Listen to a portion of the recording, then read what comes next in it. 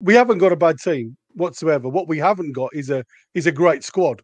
Unlike Man City, you can bring in internationals off the bench, but what you've got to give per player is effort and the want to win. And I think the difference between Fulham, like we said, when you get frustrated, it's like a wildfire. It carries on through the team. Now, what we saw today was our midfield three all performing to a level that was expected from them. Everybody had a job to do, man to man marking. J7 had that extra role by dropping into the back four to make it the five, to really squeeze the channels, which stopped them from playing the ball through. It started then to frustrate Man City, and you started to see a reaction from the likes of Haaland, from the likes of Grealish, who was starting to have a little bit of a tough time of things because we were standing them up. Though we weren't allowing them to play the channel balls and them to open us up. When they played the aerial ball, we dealt with every aerial threat that they have. We gave them half chances. Now, okay, the one mistake for me was Trippier. The first time he actually dives into Grealish, allows that corridor of space for him to run into. He plays that right, uh, inside left ball, I should say, where Gvardiol then runs onto. He then drops the ball back, which lowers the momentum of our defenders to go forward, gives him a pocket of space just to side foot the ball into the far corner of the net. Great goal by them, one mistake for us. And then all of a sudden, it was a case of how do we react from the mistake? And like I say, when you look at the way we started, it could have easily been a negative reaction, but the lad showed a little bit of guts, a little bit of determination.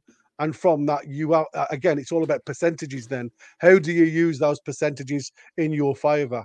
Um, we saw the likes of J7 just before half time, stinging shot with his left foot, which Edison pulled off a great save. A little bit more into the corner, and that was a goal. And that's what I said. You've then got to start taking it into the second half, the same type of attitude, the same temperament, and then pushing and pushing and pushing.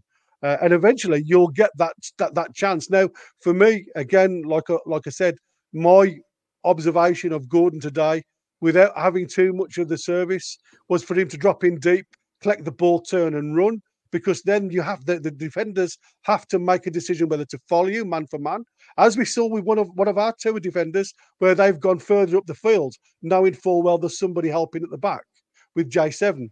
And we've seen that all day long today. We've seen that fluid movement from players when players we questioned why was Share being up the field. He was our attacker at one point.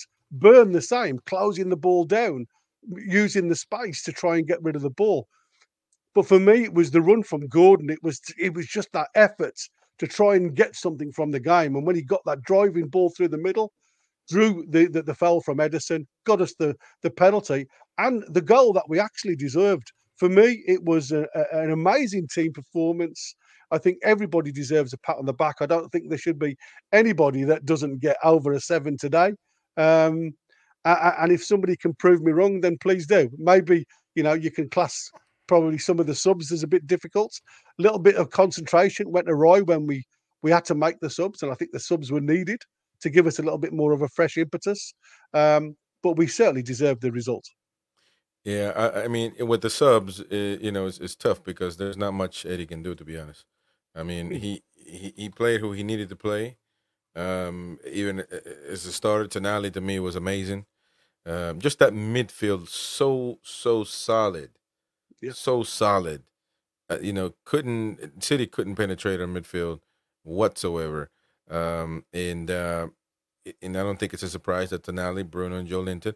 And then, after that, there's nobody else you can really bring in to be the same quality of those guys. So you're gonna have to bring Longstaff. You're gonna have to bring Willock, and you might suffer. But it was, I think, the substitutions were, if I'm not mistaken, I can't remember what time, 70th, 77th, 78th. So, 76, 77, 78. Yeah. It was so virtually a minute afterwards. it is what it is. I mean, you got 15 minutes.